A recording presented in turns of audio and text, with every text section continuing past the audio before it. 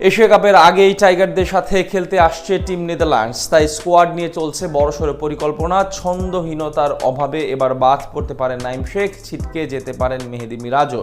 ফলে ওপেনিংয়ের পাশাপাশি মিডল অর্ডারে আসতে যাচ্ছে নতুন কোনো চমক। অগাস্টের মাঝামাঝি সময়ে বাংলাদেশে পা রাখবে নেদারল্যান্ডস ক্রিকেট দল। সিরিজ জয়ের এই হ্যাটট্রিক মিশনে কেমন হতে পারে বাংলাদেশের স্কোয়াড, এ নিয়ে বিস্তারিত জানবো রিপোর্টে।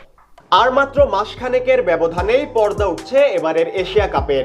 এসিসির গুরুত্বপূর্ণ এই ইভেন্টের আগে কোনো আন্তর্জাতিক ম্যাচ না থাকায় বেশ দুশ্চিন্তায় ছিল টিম টাইগার্স। তবে শেষমেশ সেই দুশ্চিন্তা কেটেছে টাইগারদের। এবার বাংলাদেশের সাথে সিরিজ খেলতে আসছে নেদারল্যান্ডস ক্রিকেট দল।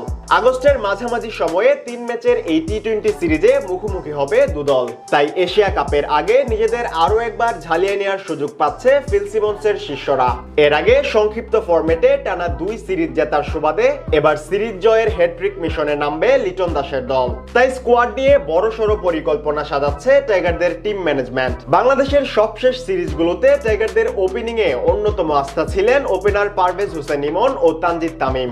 নিজেদের আগ্রাসী ব্যাটিং এর জন্য দলের নিয়মিত সদস্যে পরিণত হয়েছেন যুব বিশ্বকাপ জয়ী এই দুই ব্যাটার। নেদারল্যান্ডসের বিপক্ষেও তাই তাদের উপরই থাকবে ওপেনিং এর গুরু দায়িত্ব। তবে ব্যাকআপ ওপেনার হিসেবে কে থাকবেন স্কোয়াডে, এটি এখন সবচেয়ে বড় চিন্তার কারণ। কেননা সবশেষ 2 সিরিজে সুযোগ পেয়েও নিজের সক্ষমতা প্রমাণে ব্যর্থ হয়েছেন ওপেনার নাইম শেখ। তাই আসন্ন সিরিজের স্কোয়াড থেকে তার বাদ পড়া একেবারে নিশ্চিতই বলা চলে। তার পরিবর্তে এবার স্কোয়াডে দেখা যেতে পারে টাইগারদের আরেক ওপেনার সৌম্য সরকারকে। এদিকে ওয়ান ডাউনের জন্য এবারও দলে থাকছেন লিটন কুমার দাস। অধিনায়ক হিসেবে এবছর দারুণ এক সময় কাটাচ্ছেন এলকেডি। পাশাপাশি ব্যাটিং খরা কাটিয়ে অনেকটাই ছন্দে ফিরেছেন টাইগার কাপ্তান। এশিয়া কাপের আগে নিজের প্রস্তুতি চূড়ান্ত করতে এই সিরিজটা তার জন্য ভীষণ গুরুত্বপূর্ণ। অন্যদিকে এবার মিডল অর্ডার নিয়ে কিছুটা বিপাকে পড়তে পারে নির্বাচকরা।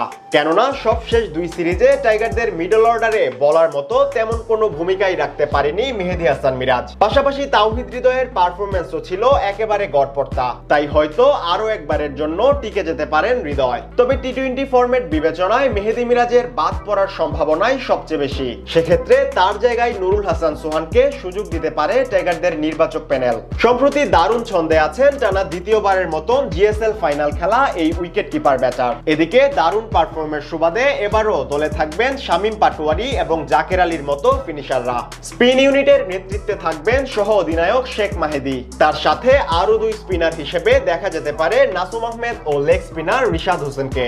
অন্যদিকে দলের পেস ইউনিটের মূল দায়িত্ব থাকবে কাটার মাস্টার মুস্তাফিজুর রহমানের উপর। তার সাথে স্কোয়াডে দেখা যেতে পারে দুর্দান্ত ছন্দে থাকা পেসার তানজিম সাকিবকে।